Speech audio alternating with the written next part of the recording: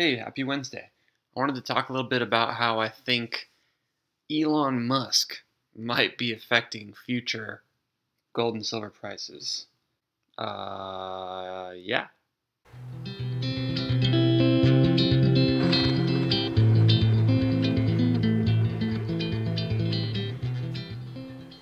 So let's just do a little bit of background real fast. Tesla Motors, is an electric car company owned by one of the richest men in the world, Elon Musk. I'm sure you've heard of him.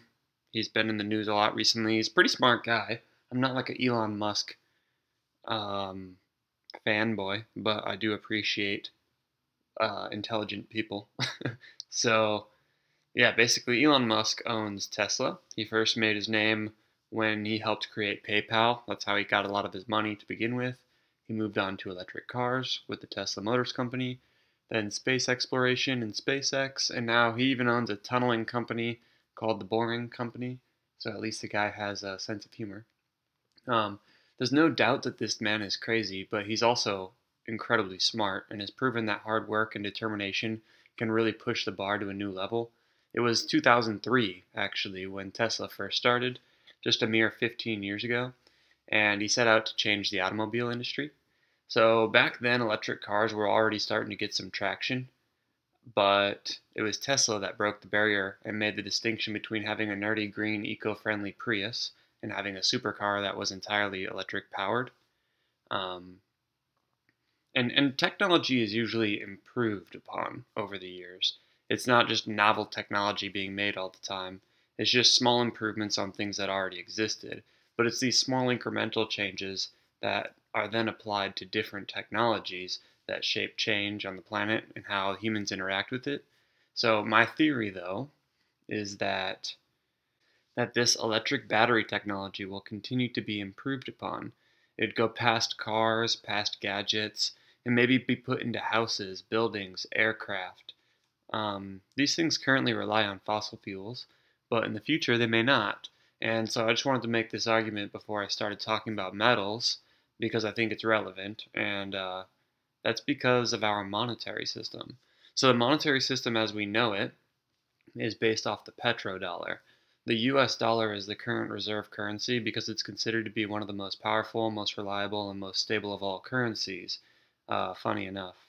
This may be true about other currencies as well, but it's important to note that the United States dollar is tied closely with the oil industry, and the petrodollar exists in such a high demand for one reason, and that is that oil is a necessity to maintain a high functioning society, one that requires the burning of fossil fuels to keep productivity and relevance high due to its antiquated infrastructure. Every single first world nation on the planet, they all heavily rely on oil. There's really no exception.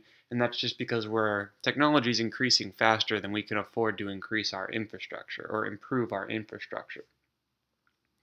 So what happens when the reliance on oil starts to diminish? What happens when the constant and consistent improvements on the electric battery continue to be made?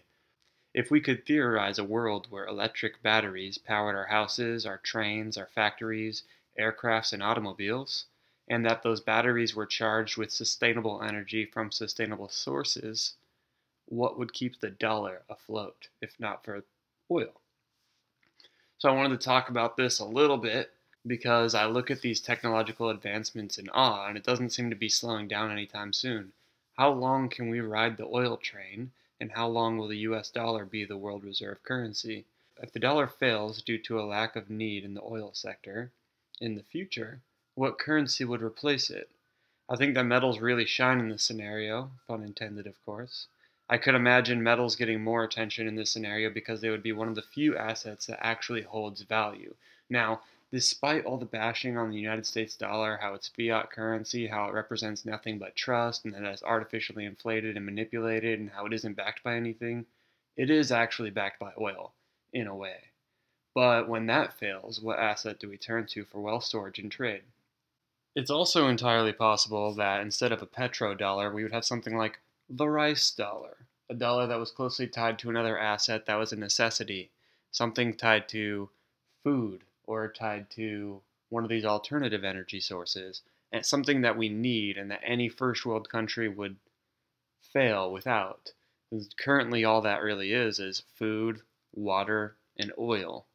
Um, so yeah, I guess unless there was a new currency that was formed that was closely tied to one of those assets, metals seem to be the only asset that have an intrinsic value left over once those are no longer needed and are replaced by sustainable energy.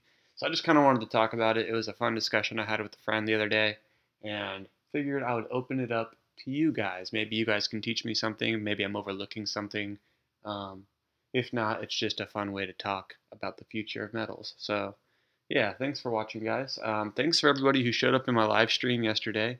It was my first time live streaming. I'll probably do it once a week. And yeah, if you guys ever have questions for me or something, um, jot them down and ask me in a live stream, and I'll have a personal conversation with you. It'll be fun. But yeah, thanks for watching.